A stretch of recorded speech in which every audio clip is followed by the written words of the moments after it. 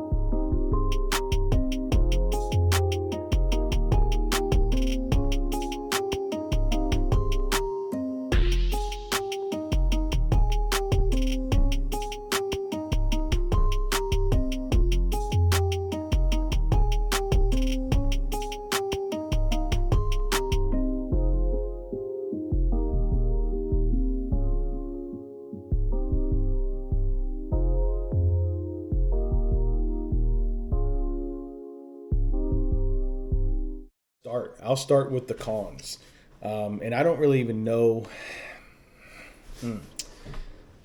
I get uncomfortable when I start talking about cons of something that I like, but I don't even know if they would really even be a con for most people. The cons that I discovered or have with these reels is, the first one is this reel is labeled and listed as a 150 size reel. By industry standard, I feel like it's much more of a 200 size reel. I don't think it really fits in that 150 category. It's much more comparable in size to like a Corrado 200 or one of the 200 Daiwas. That's more the feel of what it is. I don't want to say it's false advertising. I just think that the industry standard is not the standard. It's just this is Bates' standard for 150, but it's slightly bigger than most of your 150 size reels on the market. As far as the other ones, this is going to be a personal thing. It's a personal preference thing. I don't know if you guys can see that side plate right there. So this little black dial, this is your spool tension. This is your cast, to determine what your cast is going to be like. And for me, that's kind of where whenever I handle my rod and my reel, like that's kind of where I'm holding it at. And what I noticed a couple times on some hard hook sets and some hard casts is, I noticed that I moved that dial just a little bit. I maybe moved it off one or two. And you can hear the click. I was not able to hear that click on a hard hook set for a frog.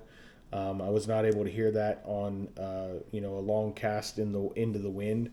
So that to me is a slight con, but I've trained myself now to whenever if I do that after I hook a fish, or make a long cast, like I'll just peek over and look at it, and just to verify that I didn't change the setting. Now, the last thing that I've kind of discovered as a con is kind of in the same line with what I was just talking about. I don't know how well it's going to be able to be seen right there, but there are little numbers on the inside of that black dial. and those numbers are corresponding with your cast control. Or I'm sorry, with your brake. It's your brakes, not your cast control. Your cast control knob is still over here on this side, as it should be on your reel handle side. But this is your brake tension, and sometimes you can't see those numbers in the glare. Like, I don't know if you can see them real good in the glare from my light, but that's the only other con that I can come up with. I'm going to talk about a whole list of pros and go into a little bit of the details about this reel, and let's just do it right now. We're going to talk about this reel. So the first thing, like I said, that I noticed whenever I casted it and started reeling back a bait that was vibrating, I was reeling a chatterbait, I could feel the vibration of the blade of that chatterbait in the reel, like in my hand. It wasn't that my finger was on the blank in the back. I was feeling it through the reel. The reason that's happening is because these are a one-piece CNC design. These are milled aluminum. What's the bar stock aluminum? Some ratio that I don't understand. But, it's a one-piece body, and then it has a one-piece side plate. The whole concept there is, the density and the durability of this material. Like, it helps you feel all that vibration, and even a bite. It helps you feel that in the reel itself, just because of the one piece design. That also makes it a very durable. Makes it very no gimmick. Getting no gimmicks, no extra parts. Like, some of these reels out here have a lot of plastic. This reel has very little plastic, if any at all. The only plastic I can feel, and it might not even be full plastic, is that black dial. And that's just because it's moving around, two metal pieces there. But the reel has a 10-to-1 or 10+1 stainless steel bearings. It has a clear anodized anti-corrosion finish on the outside of the reel. Makes it, so it's not going to get damaged and dinged up and all that stuff real easy. The drag system inside is stainless steel and titanium, and it has a watertight seal in it, so you're not going to get, water and corrosion in there. All metal parts, no plastic. And I think one of the biggest takeaways is they didn't cut any corners whenever they built this reel. When they built this reel to last. And I mean, I don't know if you can see that thing, but it is freaking gorgeous too. One of the prettiest reels I think I've ever had. You can also see on the front here, it shows you what the speed is. Kind of, I don't know if you can see that real good, but that's how you can identify which speed reel it is. This one's a 7:1:1. And this is called the GOAT. So it has the GOAT and 7:1:1 written on there. The reel handle, it's made out of titanium. It's lightweight. It's 120 millimeters. So it's got a nice wide, distance there between the reel handles. I prefer that. I like that. 20 pounds of drag. 20 pounds.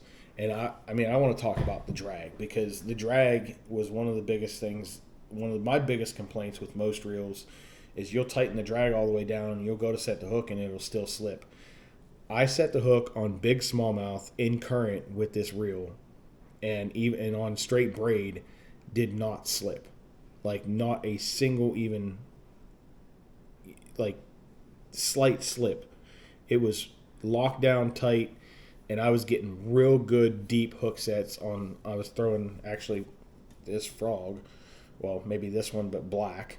But yeah, like this reel, the drag is phenomenal. Size wise, or for the weight wise, for the size, it's only 7.7 ounces, and when you compare that to the size of the reel, it's actually pretty lightweight.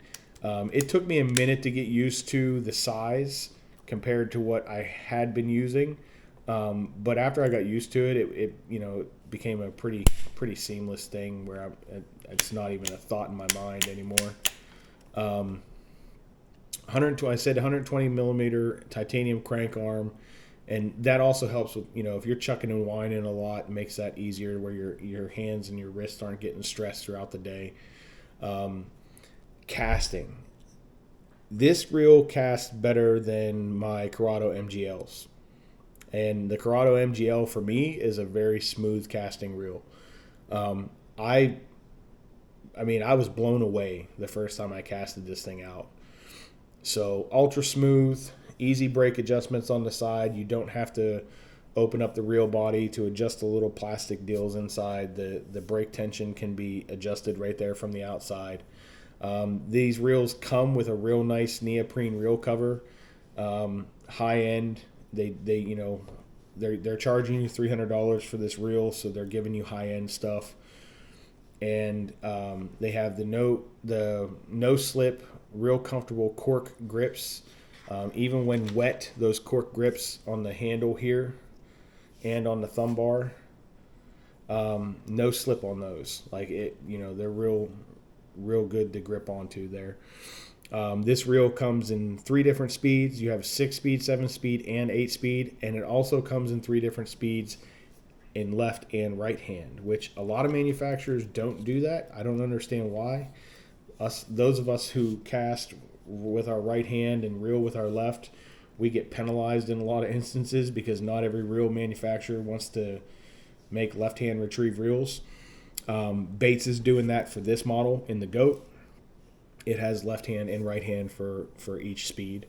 They have a 3-year manufacturer on, 3-year warranty on manufacturer defects. So that's big. So you have 3 years to, if something goes wrong with the reel that was, because of the manufacturing process, they'll replace it or fix it. One other thing was another reason why I wanted to buy these reels. A lot of hype and stuff that you see on YouTube and on the internet these days is from people that are paid to do these promotions for products. I'm not being paid by Bates. And I'm going to read to you a quote from the owner and operator of Bates. And I think that it will probably resonate with a lot of you whenever you hear this. I'm going to quote him. It says, "We do not pay anyone to fish or review our reels. We need more honesty and integrity in our industry. It's currently unbalanced with flashing lights and deceiving reviews from paid influencers." And that was from B. Hughes, who is the owner-operator of Bates. That, to me, right there, saying that they're not going to pay someone to come out here and make a review of this reel. They're just going to let you buy them and then put them in your hands and let you figure out what you think about it. That's a bold and confident statement to make as a manufacturer in this industry these days. When I read that, after already having tried one of their models, I was like, yeah, this is a company that I want to give my money to.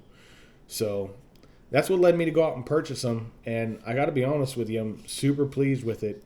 For the $300 price tag, this is a different market. Obviously, for some folks, this probably isn't entry level.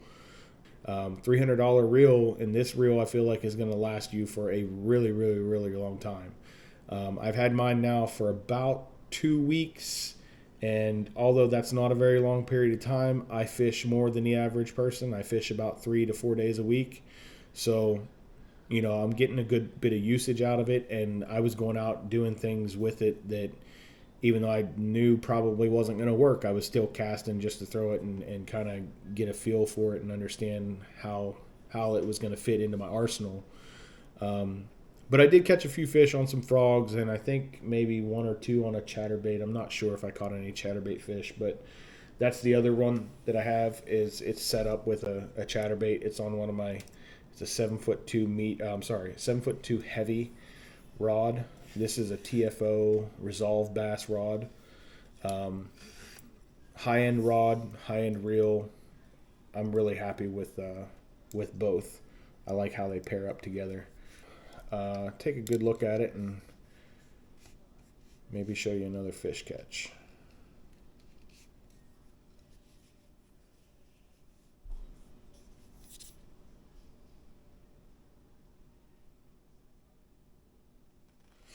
All right.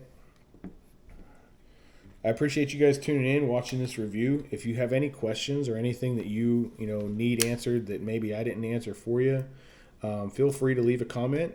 You can absolutely message me if you have me on any of my socials, on Instagram or Facebook.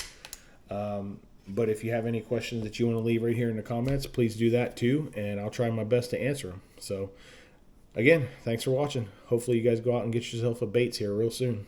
Keep your eye open for that hundo that's hitting the market too. That's going to be a banger.